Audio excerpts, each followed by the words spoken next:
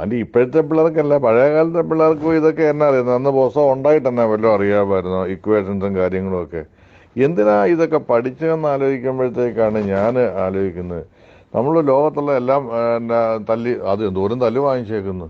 പയ്യാറച്ച് squared എനിക്ക് ജീവിതത്തിൽ ഇന്ന് വരെ ആവശ്യം വന്നിട്ടില്ല. ആ പാടെ പിന്നെ അത് ഞങ്ങളുടെ അമ്മ വരെ 10ാം ക്ലാസ്സിലെ കണക്ക് പഠിപ്പില്ല. ചാക്കോഞ്ചാൻ ഇതിൽ വരുമ്പോൾ പുള്ളിക്കാരൻ പുസ്തകം വാങ്ങിച്ചു വെച്ചിട്ട് ഭയങ്കര ചോദ്യം പെരക്കിട്ടിട്ട് ഓടിയിരുമായിരുന്നു. പിന്നെ ഫിസിക്സ് വന്നു കഴിഞ്ഞാലോ, E = MC² മാത്രമേ ജീവിതത്തിൽ ഒരു പ്രയോജനം വന്നിട്ടുള്ളൂ. എനർജി =മാക്ഡവൽ MC2 ബെഗ്. അതാണ് നമുക്ക് ഗുണം വന്നുള്ള ഏക ഇക്വേഷനുള്ളൂ. അത് കഴിഞ്ഞ് പിന്നെ ഈ സോഷ്യൽ സ്റ്റഡീസ് ആണെന്ന് പറഞ്ഞു കഴിഞ്ഞാൽ സകലവരും ഉരുണ്ട് കയറി ഈ ഇന്ത്യയിലോട്ട് വന്നിട്ടുണ്ട്. അതിൻ്റെ പേര് തല്ല് കയറി വാങ്ങിച്ചതിന് ഒരു ഇതുമില്ല. അത് യാത്ര ചെയ്യാനായിട്ട് മെഗതൻസ്, ഉയാങ് സാങ്, ഫാബിയാന്, പിന്നെ മാർക്കോപോളോ, വാസ്കോഡിഗാമ എല്ലാവരും ഉരുണ്ട് കയറി ഇങ്ങോട്ട് വരും. എന്നിട്ട് അവർ വന്ന് അവരിവിടെ എന്നാ ചെയ്തു, എന്തൊക്കെ ചെയ്തെന്ന് ചോദിച്ചുകൊണ്ട് അതിന് തല്ല.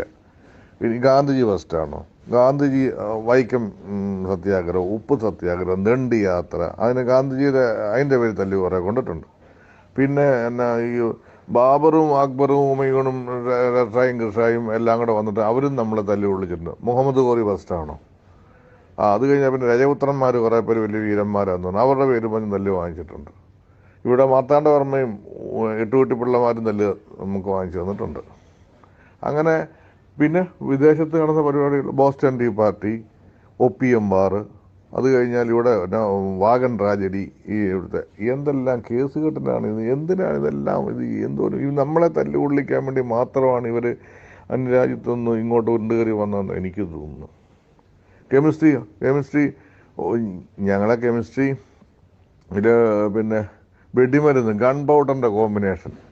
ഞാൻ ഗൺ പൗഡറിന് ഇച്ചിരി കനവിരിക്കട്ടെ എന്ന് കരുതിയിട്ട് നമ്മൾ 3-4 ലിസ്റ്റ് അങ്ങോട്ട് എഴുതി വെച്ചു.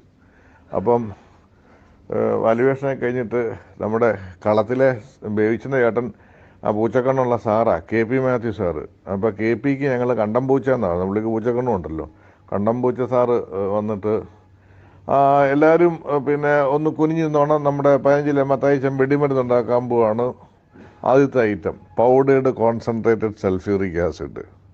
എൻ്റെ പുള്ളി ചോദിക്കുക, എടോ ഇത് എവിടെ കിട്ടൂടോ? ഇപ്പം എന്നോട് ചോദിച്ചാൽ എനിക്കറിയാം അത് പൊട്ടാസ്യം നൈട്രേറ്റും സൾഫറും ചാർക്കോളും ഒക്കെയാണെന്നുള്ള കാര്യം ഇപ്പം നമുക്കറിയാം. അന്ന് പുസ്തകം നോക്കി പഠിച്ചെഴുതി വെച്ച ഇതായിരുന്നു. നമുക്ക് തോന്നി വെച്ചിട്ട് വീര്യം കൂടാൻ വേണ്ടിയിട്ടാണ് സൾഫ്യൂറിക് ആസിഡൊക്കെ ചേർത്തത്.